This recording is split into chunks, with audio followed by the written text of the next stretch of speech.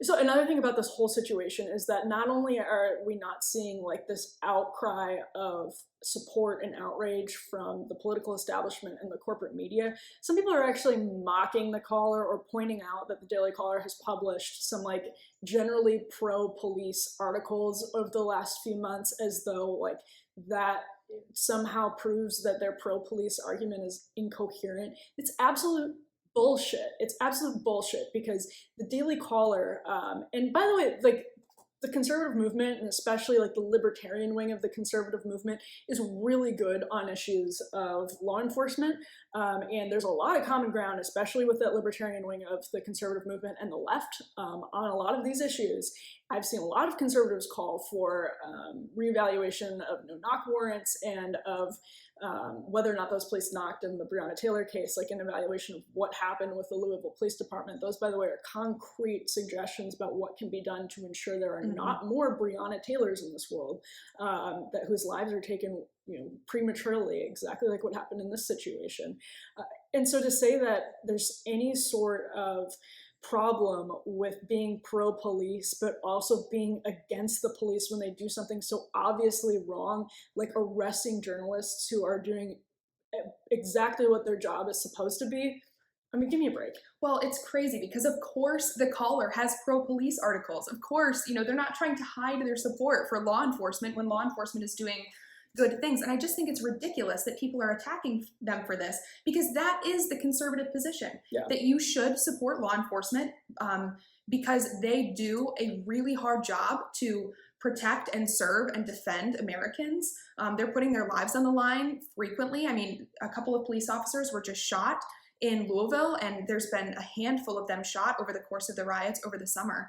But that, of course, you also should call out law enforcement when they do something that's not good. And I mean, that is the conservative position. So it's laughable to me that people are attacking the Caller for, in the past, having supported law enforcement and then running this one article that calls out the Louisville police when they do something wrong. Of course you should do that. Well, yeah, and again, like this is something that people misunderstand so much about the conservative movement and conservative ideology, is that like there's an inherent and correct belief in the corruption of man, and that man is fallen, and thus our institutions will struggle with our inherent sin, of course, and that's part of like distrust of sprawling government and a belief in limited government, is that corruption is something that man is prone to, and that can happen in police departments. So being pro-police when the police are doing their job correctly and heroic, as the Daily Caller has captured in some situations over the course of the summer. I mean, these videos are incredible. You have black police officers just being shouted at by these like,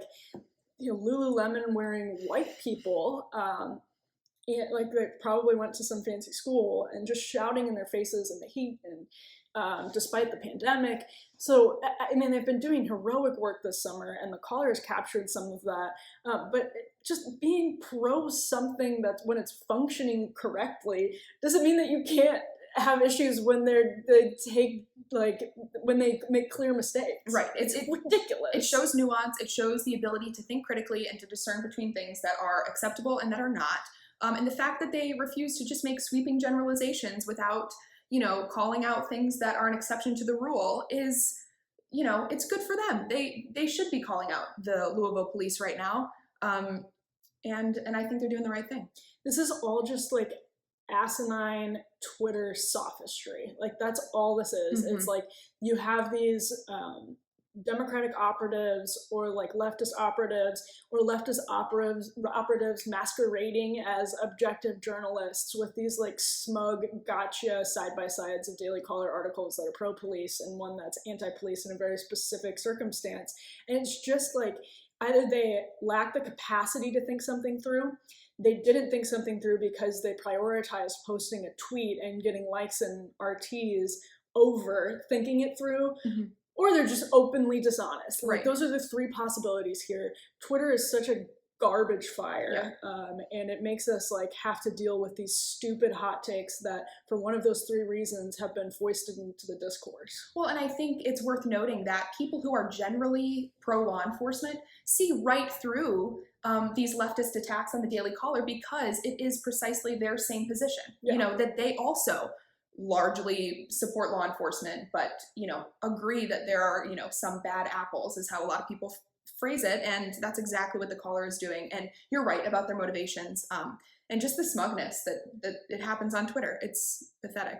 They should be thanking these reporters from the caller, from Town Hall at Coolio, for getting their butts out there and putting themselves in harm's way, literally having people shot at around them, and persevering through gunfire to bring us the video, so that, as Kylee notes, the New York Times in its report has a clear idea of what happened to inform the rest of us on you know, something as important as a riot in, you know, a place like Kenosha, Wisconsin. So they should be thanking them. Instead, they're just being total jerks. But I guess shouldn't surprise anybody. That's, you know, about where my expectation is for these people at this point. Yeah, and it just broadcasts their hypocrisy. I mean, you know, they're talking about how they're being attacked, you know, because, oh, God forbid, the chairs during a White House press briefing are closer than 6 feet apart. You know, it's an attack on the press, and we're putting our lives at, you know, in danger. I'd venture to say the people who are covering the riots and enduring rubber bullets and dealing with violent rioters are putting their lives on the line a little bit more than the White House correspondents. Yeah, and we're thankful for them. Sure. Make sure to subscribe. Thanks so much for tuning in.